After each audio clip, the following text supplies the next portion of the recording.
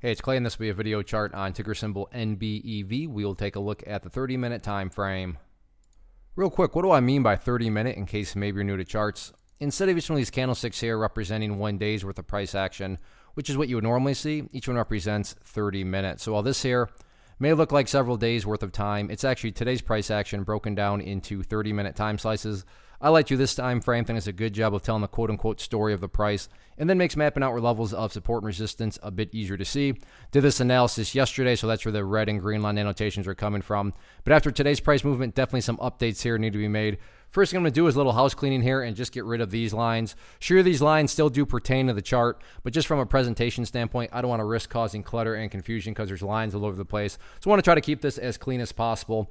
And the first update, though, that does need to be made comes about from a foundational rule in charting, which states when levels of resistance are broken and closed above, you want to see them act as support.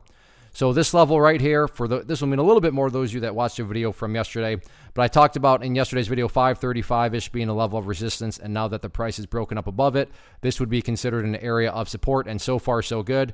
Right from theory to reality, two separate times after the price broke above that level, both there and then later on in the afternoon, the price pulled back and did a beautiful job of maintaining up above there. So that's certainly the ideal level of support. Meaning, Clay, what would make this look the best going forward? If the price can stay up above 535, that would definitely make the chart look the most attractive. With that being said, if the price falls below it, that doesn't mean the entire chart's broken or ruined or anything like that. Like I said, that's just totally a preferable area.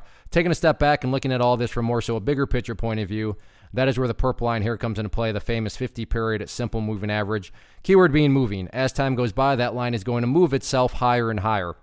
So a very straightforward way to judge the health of the overall move, that right there being defined as the move, just watch the purple line. As long as the price stays above that line, as the line itself moves higher and higher, then the bulls are in full control, the bulls are in full health. However you can best visualize that, that's what's being represented. Sure, 535, if the price can stay above there, that would be great. But big picture, as long as the price is above the purple line, the bulls 100% own the chart.